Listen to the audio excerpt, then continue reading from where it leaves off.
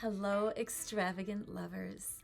I'm Chersty, also known as Butterfly, and I'm a sex coach. And on this channel, I offer tools to help you come back to life, especially if you've spent years caretaking or people-pleasing and putting yourself last. We'll explore how to reconnect with your body and your eros, your sexual energy, so you can live a life more loving, juicy, and liberated.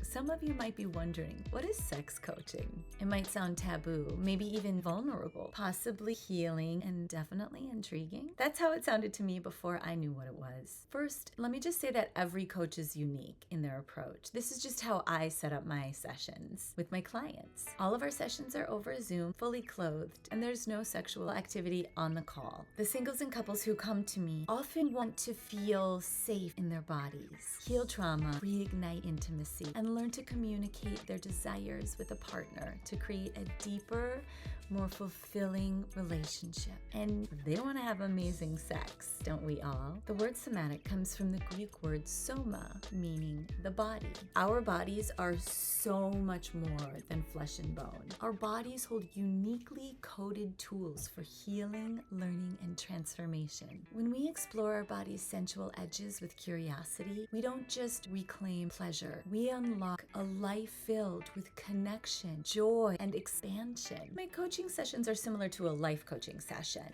We discuss any roadblocks you might be experiencing, your goals and desires, and then we co-create a plan to align with those goals with action. And we bring awareness to the body through somatic practices. That would include movement and breath work. And we do that because this allows you to gently uncover what might be holding you back so that we can co-create a new path to pleasure, safety, and embodiment. This work holds space for a full spectrum of your experience, grief, shame, rage, and pain, so we can clear out the noise of social conditioning and make room for something greater, for deeper love, untamed joy, and the freedom to fully inhabit your body. Because let's be real, we are bombarded with contradicting messages about sex.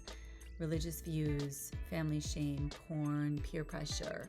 They all tell us different things about our sexual health. So we shut down our sexual selves. We try to ignore it and tell ourselves that we don't even really need it. I get it, because this was my story too. While I use science-based tools, I don't share anything that I haven't practiced myself, because I can only authentically share with you what I've learned to embody myself. So you're not alone in this. I only coach what I've personally experienced, because for decades, I lived in a normalized state of anxiety and dysregulation without knowing why. I spent all of my energy trying to make others happy, and the first time that somebody asked me what brought me joy, I started to cry, and I didn't even know why. I thought sacrificing my needs was what made me a good wife and a good mother. I was masking my fears with the image of a woman who had it all figured out. A beautiful home, kids, dogs, a husband who coached Little League. Meanwhile, I was freezing up during sex. I rarely touched myself out of shame. I felt disconnected, incapable of intimacy. So I sought out therapy. I got diagnosed with PTSD, anxiety, depression, and ADHD. I thought that naming it would help me fix myself. I took courses in trauma-informed care. I changed my diet, exercised, studied self-defense, but I still felt like a foreigner in my own body. If this is resonating with you, please share in the comments below, or you can send me a private message if you would prefer. But it would help me to know that you can resonate and help others know that they're not alone. It actually wasn't until I started working with my pleasure mentor, Isabella Frappier, that my nervous system started to relax. And honestly, I was really terrified to work with her because cultural and religious shame that I carried made me believe that sensuality was dangerous. One of the first exercises that she gave me was simply to place my hand over my vulva and listen. I had never done this before. And the moment I did, so many emotions surfaced. I witnessed so many stories, silent screams, orgasmic expressions, uncertainty, loathing, birthing, bleeding, shedding, so much more. I realized that I'd never spoken to my vulva. Never said hi. Never asked her how she was. I'd only ever told her what to do or backed her into a corner to feel love from others, when she was and is, in fact, all of the love that I've been seeking. I just needed to start listening to her. Have you ever simply sat and held your sexual center and said hello and then listened for a response? Let's try it right now. Close your eyes. Breathe. Just breathe. Breathe in through the nose. Out through the mouth. Just tune into your body. What are you feeling right now? Can you feel any tension? Do you feel an emotional response already? And when you're ready, gently place a cupped hand over your genitals. Keep breathing, and now listen. What comes up for you? All of it is welcome. All of it is you. Cherish this voice. Cherish the wisdom offered. Let your sexual self speak to you.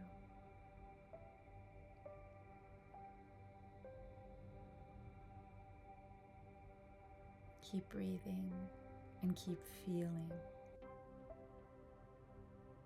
Whatever stories might arise, emotions, let yourself hold presence for all of it. And if you want to, you can ask how they're doing. You can ask what they need from you. And feel free to pause the video and continue this practice for as long as you need.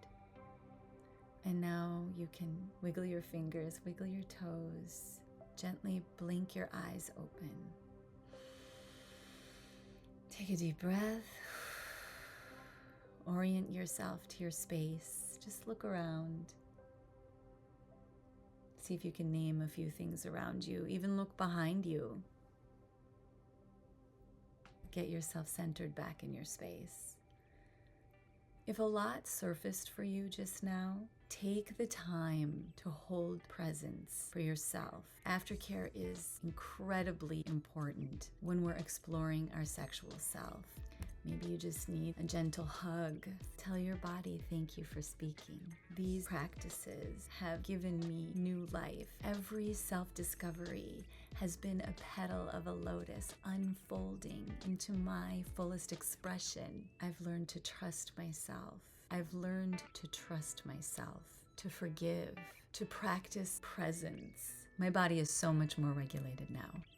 And when it's dysregulated, I have the tools and the trust within myself to be able to visit that dysregulation and create safety within my body to come back to my truth and heal whatever wounds might arise. I experience more safety and calm, and I definitely experience more pleasure. I'm aware when I self-abandon, and I'm always shedding that skin to live more fully in my truth.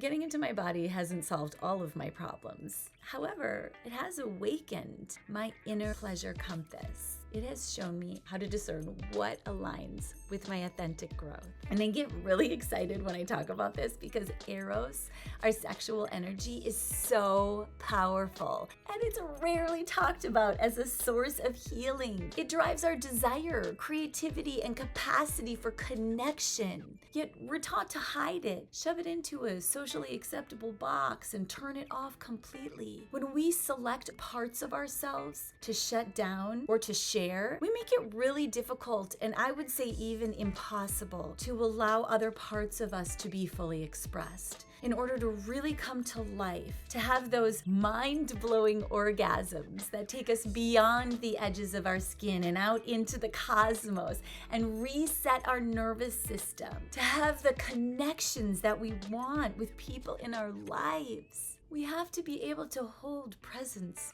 for all parts of us, not just the ones that are normalized or polite or palatable.